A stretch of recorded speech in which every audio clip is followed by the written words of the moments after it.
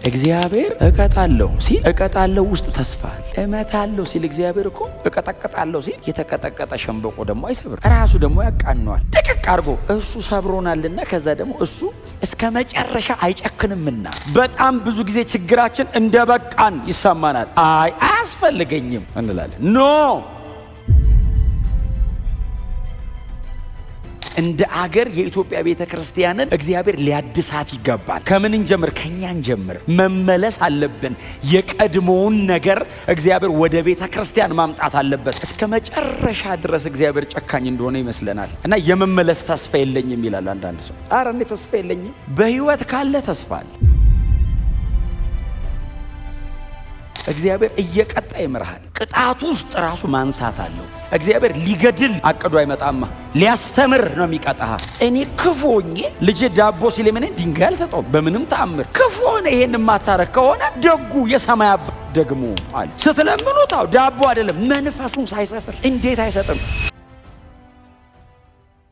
ያው የብሉይ ኪዳን መጽሐፍት ብዙዎቹ ስማቸውን ያወጡላቸው በመጽሐፍቶቹ መግቢያ ላይ ባለ የመጀመሪያ ቃል ነው ብዙዎቹ ስማቸው የሚወጣው እና አይ ቲንክ የዚህ መጽሐፍ የመጀመሪያ ቃል የነበረው ለምን የሚል ነበርና ለምን የሚል አይነት ስያሜ ነበረው። በኋላ ላይ ነው ሰቆቃው ኤርሚያስ ብለው ይህንን መጽሐፍ የሰየሙትና ይሄ መጽሐፍ ነቢዩ ኤርሚያስ በነቢዩ ኤርሚያስ በኩል የተላለፈ መልእክት ነው የተጻፈው።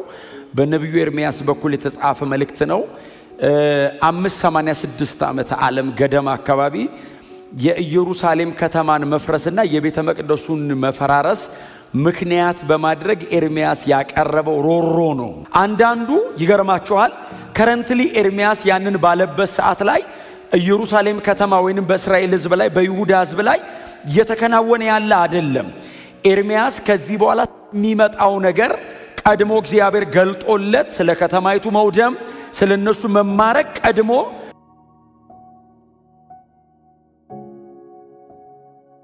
እግዚአብሔር ገልጦለት የሚሆነውን ነገር ቀድሞ አይቶ ነው ሰቆቃ ውስጥ የገባው። ኤርሚያስ ግን ሊመጣ ያለውን ነገር ተረድቶ በፍጹም ሊቀየር የማይችል የእግዚአብሔር ሐሳብ እንደሆነ ገብቶታል። ኤርሚያስ የይሁዳ መማረክ የቤተ መቅደሱ መፍረስ ወደ ሌሎች አሕዛብ ከተሞች መወሰዳቸው የማይቀር ነው። ስለዚህ እንደው ምናልባት እግዚአብሔር ምሕረት የሚያደርግልን ከሆነ ብሎ በእግዚአብሔር ፊት ወድቆ ኤርሚያስ ብቻውን እየተሰቃየ ብቻውን እያማጠ ይጮሃል። ምናልባት ያነበብኩት ክፍል የመጨረሻው ቁጥር 28 ላይ ሰው በብላቴንነቱ ወይንም በልጅነቱ ቀንበር ቢሸከም መልካም ነው፣ እግዚአብሔር አሸክሞታልና ለብቻው ቁጭ ይበል ይላል። እሷን አንደርስታንድ የሚያደርገው ሰው የለውም። እግዚአብሔር አሸክሞታል። ቀንበር መሃል ነው አንገቱ ያለው። ወዴት ይነቃነቅ? ኦልሬዲ እግዚአብሔር ይዞታል እና እግዚአብሔር አሸክሞታል። ለመዞር ቢሞክር አይችልም፣ አንቆ ይዞታል። ስለዚህ የተጠመደው ነገር ላይ ብቻ ነው እያረሰ የሚቆየው። እግዚአብሔር አሸክሞታል፣ ለብቻው ይቀመጥ።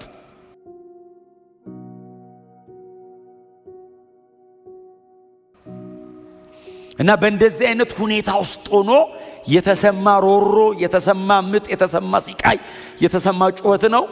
ከዛ ምዕራፍ 2 ላይ ደግሞ እግዚአብሔር በይሁዳ ላይ ስለሚያመጣው ፍርድ የሚናገርበት ነው። በይሁዳ ላይ ደግሞ ማመጣው ፍርድ አለ ብሎ ደግሞ በተመሳሳይ ቁጥር ወደ 32 አካባቢ ጀጅመንት ደግሞ ከኔ ይመጣል ወደ እናንተ ይላል እግዚአብሔር። ከዛ ደግሞ ምዕራፍ 3 ላይ እንደገና ምጡ ይቀጥላል፣ ሲቃዩ ይቀጥላል።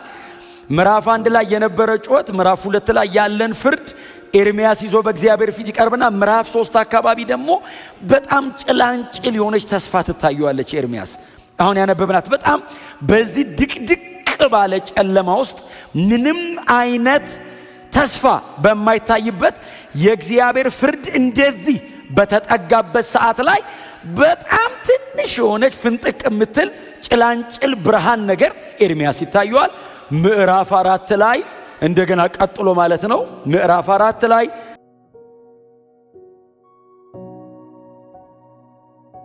እንደገና ምዕራፍ 5 ላይ የመጨረሻዎቹ የመጽሐፉ መዝጊያ ምዕራፍ 5 ላይ የመጨረሻ መዝጊያው ቁጥር 21 እና 22 ላይ አቤቱ መልሰን እኛም እንመለሳለን፣ ዘመናችንን እንደ ቀድሞ ዘመን አድስልን ብሎ ነው የሚዘጋው መጽሐፉ። ተስፋ ታየው። እግዚአብሔር እቀጣለሁ እያለ በእቀጣለሁ ውስጥ ተስፋ አለ። እግዚአብሔር ከመቅጣት እንደውም ትንሽ ቆየ ሊያስብል ይችላል። እጅግ በጣም ብዙ ጣዖታት ተመልከዋል።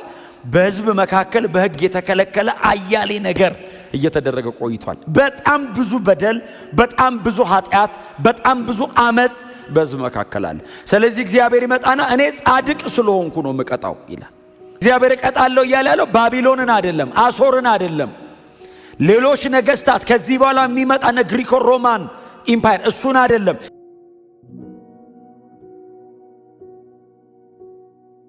እቀጣለሁ እያለ ያለው እግዚአብሔር የቃል ኪዳኑን ሕዝብ ነው። የኔ ያለውን ሕዝብ እቀጣለሁ። ለምን? በድላችሁኛል። እኛውን እያወራን ያለ ነው ስለ ታድሶ ነው እያወራን ያለ ነው። እኔ አሁን እያወራ ያለሁት ስለ አንዲት ስለ ጥቂት ህብረት ወይንም እንደዚህ ስላለች ስለ ትንሽ ሎካል ቸርች አይደለም እያወራ ያለሁት። እንደ አገር እግዚአብሔር ሊያድሰን ይገባል። እንደ አገር የኢትዮጵያ ቤተ ክርስቲያንን እግዚአብሔር ሊያድሳት ይገባል። ከምን እንጀምር? ከኛ እንጀምር። ከግል እኔ ልጀምር፣ ከዛ አጠገብ ያለው ሰው ይቀጥል። እንደ ቤተ ክርስቲያን እኛ እንጀምረው ይጋባል። መንፈሳዊ ስራ ስለሆነ ይተላለፋል። መታደስ አለብን፣ መመለስ አለብን። የቀድሞውን ነገር እግዚአብሔር ወደ ቤተ ክርስቲያን ማምጣት አለበት። እምታውቁት ጠረን የለም፣ ድሮ እምታውቁት የሰማችሁት ነገር የለም።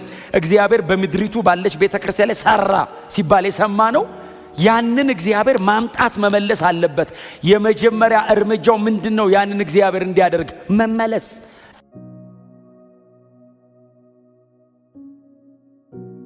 እኛ መመለስ፣ ወደ ቀድሞ መመለስ፣ ንስሐ መግባት፣ መውደቅ፣ በእግዚአብሔር ፊት ራስን ለማዋረድ ፈቃደኛ መሆን። በጣም ብዙ ጊዜ ችግራችን እንደበቃን ይሰማናል። አያስፈልገኝም እንላለን። ኖ መጽሐፍ ቅዱሳችን ላይ ካሉ አዳሾች መካከል አንዱም አዳሽ ለፈረሰው ነገር ምክንያት አይደለም። ባይዘወይ ካደሱት ሰዎች መካከል ለምሳሌ ነህምያ ኢየሩሳሌም ለመፍረሷ ምክንያት አይደለም። እዝራ ምክንያት አይደሉም ምክንያት። ሲጸልዩ ግን ምን ብለው ነው የጸለዩት? እኛና አባቶቻችን በድለናልና አቤቱ ይላሉ አይደል? ሲጸልዩ ሁሉ ጊዜ እምትምርና እምትራራ ሆይ የፍቅርን ቃል ኪዳን እምትጠብቅ አንተ ነህና ዓይኖች ይመልከቱን፣ ጆሮች ጸሎታችንን ያድምጡ።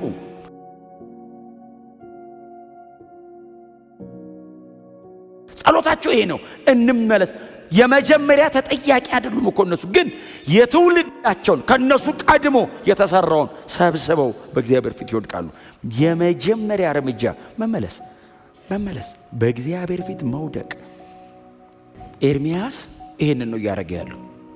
ሰቆቃው፣ ምጡ፣ ጩኸቱ። ኤርሚያስ ባይዘው ባቢሎን ተማርኮ አልሄደም፣ አልተማረከም፣ አልተወሰደም፣ ወደ አሶር አልተወሰደም። ኤርሚያስ ወደ ግብፅ ሄደው ባይዘው እስራኤል ወደ ባቢሎን ሲሄድ ነገ አያገኘውም። ባይዘው እስራኤል ሄደው እዛ የሚከፍሉት ዋጋ አያገኘውም። አይኔ እባክህ ምንም አያገኘኝም፣ እኔ ተደላድዬ ልኑር፣ ኦልሞስት ጨርሻለሁ አይልም። እንመለስ። ክብር ለኢየሱስ ይሁን። እግዚአብሔር እቀጣለሁ ሲል እቀጣለሁ ውስጥ ተስፋ አለ። እመታለሁ ሲል እግዚአብሔር እኮ እቀጠቅጣለሁ ሲል የተቀጠቀጠ ሸምበቆ ደግሞ አይሰብርም፣ ራሱ ደግሞ ያቃነዋል።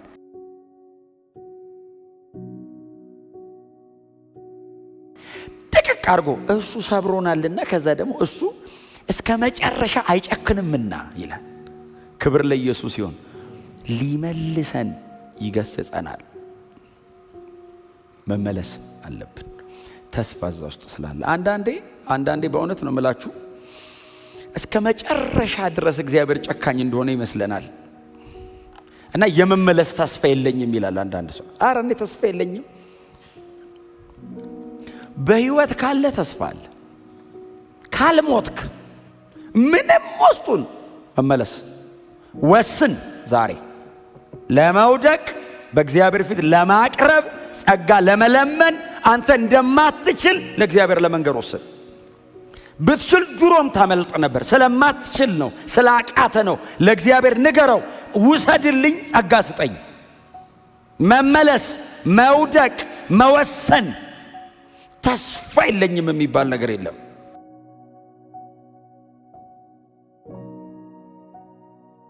አሁንም ለእስራኤል ተስፋ አለ ነው የሚለው መጽሐፍ። አገር ፈርሶ ከተማ ተቃጥሎ ሕዝብ ሁሉ ቆሞ እያለቀሰ እዝራ በሕዝብ መካከል ቆሞ እንደዚህ ያለ አሁንም ለእስራኤል ተስፋ አለ። ኤርምያስ እሱን ነው አልቅሶ አምጦ ሆኖም ይህን አስባለሁ እንግዲያስ ተስፋ አለኝ። እግዚአብሔር ጋር አይደል እየጮኩ ያለሁት? ተስፋ አለኝ። በእግዚአብሔር ፊት አይደል እየወደኩ ያለሁት? በሚራራ በእግዚአብሔር ፊት ተስፋ አለኛ። እግዚአብሔር እየቀጣ ይምርሃል። ቅጣቱ ውስጥ ራሱ ማንሳት አለው። እግዚአብሔር ሊገድል አቅዶ አይመጣማ። ሊያስተምር ነው የሚቀጣህ። ገንዘቡ ሊያረግ ነው የሚቀጣህ። እስራኤልን ወደ ባቢሎን ሲልካት የኤርምያስ ሰቆቃ ምክንያት ይሄ ነው። ወደ ባቢሎን ሲልካት እግዚአብሔር መጣን እንደዚህ ያለ ናቡከደነጾር አገልጋይ ነው እናንተን ለመቅጣታው ናቡከደነጾር ነው የሚያገለግለኝ አለ።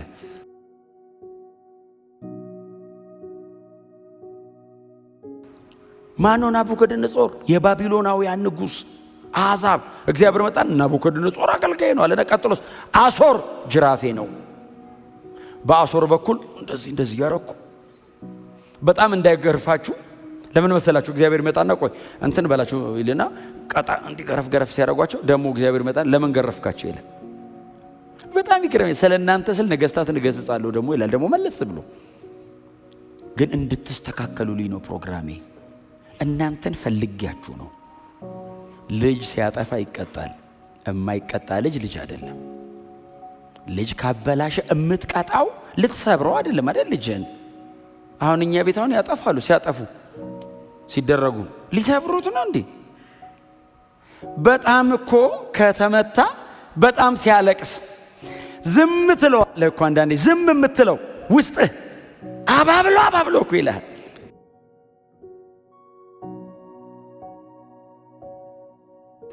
ዛሬ ካባበልኩት ነገ ሌላ ያነሳል። እያመመው ይማር። ግን ርህራሄ ያለው ቅጣት እየቀጣው እሱ አንደርስታንድ አያረግም። ባይዘው በጣም የምትመታው ከሆነ አባቴ አይወደኝም ይላል። በጣም ስለምትወደው ነው የምትመታው። የሚቀጣን ስለሚወደን ነው። እየመታ ብለህ ስትወድቅ አባብሎ ይሏል እኮ ውስጡ። እኛ ግን በጣም አስቸጋሪዎች ነን። ካባበለን ባይዘው ደርበን ነው የምንሰራው። ያባብለኛል ብለን ተመሳሳይ ነው ባይዘው። ወይ ቸርችም እንደዛ ነው። እግዚአብሔር አባት ነው፣ እኛ ልጆች ነን። እኛ ቤት ደግሞ እኛ አባት ልንሆን እንችላለን፣ ልጆች ይኖሩናል። በዛ መንገድ ያንን አባትነት እኮ እኛ ውስጥ ያስቀመጠው እሱ ነው። እየቀጡ መራራት እኛ ውስጥ ያስቀመጠው እኮ እየቀጣ ስለሚራራ ነው። እኔ ክፉ ሆኜ ልጄ ዳቦ ሲለምነኝ ድንጋይ አልሰጠውም በምንም ተአምር። አሳ ሲለምነኝ እባብ አልሰጠውም በምንም ተአምር። ጌታ ኢየሱስ እኮ አለ እናንተ ክፉዎች ናችሁ አለ። ባይዘው በፍጥረታችሁ ክፉዎች ናችሁ አለ። እሺ ክፉ ሆነ ይሄን ማታረክ ከሆነ ደጉ የሰማይ አባት ደግሞ አለ ስትለምኑት ዳቦ አይደለም መንፈሱን ሳይሰፍር እንዴት አይሰጥም? መንፈሱ በገንዘብ አይገዛም፣ በነፃ ነው የሚፈሰው። እጅግ ክቡር ነው። ርህራሄ ያለው ውስጡ አባትነት ውስጡ አለ። ኤርምያስ ሰቆቃውን ብታነቡ በእውነት ነው የምላችሁ ሰው እየጸለየ ሊሞት ይችላል ቢያነበው። እዚህ ደረጃ ብለን ጸጥ ነው የሚለው ትንፋሻችን። ኤርምያስ ግን ይሄንን ሁሉ ሰቆቃ ነው ሮሮ እግዚአብሔር ፊት ሲጥል በእግዚአብሔር ፊት ሲደፋው ውስጡ እግዚአብሔርን ማወቅ አለ። አባት ነው። ይራራል። ቱ ዲቴል ነው የሚወርደው ኤርምያስ። የበደላቸውን ዲቴል ማለት ነው። እያንዳንዷን ነው የሚያነሳትና በዚህ መጠን እግዚአብሔር ተበድሎ ነበር። ለምንድን ነው ዲቴል የሚያነሳው? ምሕረቱ ወደር እንደሌለው ያውቃል። እግዚአብሔር በጽድቁ እንደማይደራደር ቢያውቅም ምሕረቱ ግን ወደር የለውም እና ፈጽሜ በፊቱ እናዘዛለሁ።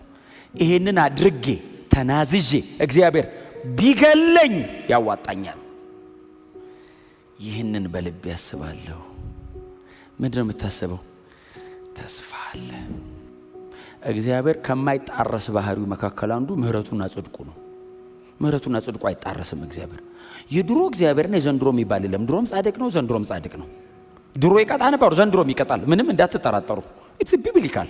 አዲስ ኪዳን ላይ ማንሳት ካለብን ልናነሳ እንችላለን። ምናልባት ዛሬ እዚህ ሰቆቃ ኤርምያስ ላይ ስላለኝ ኒው ቴስተመንት ላይ አነሳላችኋለሁ ወደፊት አለ። እግዚአብሔር ጻድቅ ነው፣ ይቀጣል። ምን ጥያቄ ነው? ለዛውም ይሄውን ያስቀጣል የሚባል ደረጃ ላይ ያለ በጣም ላይት የሚመስል ነገር ሞት አዝማምጥቶ ያውቃል። ፔናሊቲው በጣም ሲሪየስ ሆኖ ያውቃል። ግን የእግዚአብሔር ጽድቅ በእውነተኛ መመለሱ ስንሆን ምህረት አለው። ክብር ለኢየሱስ።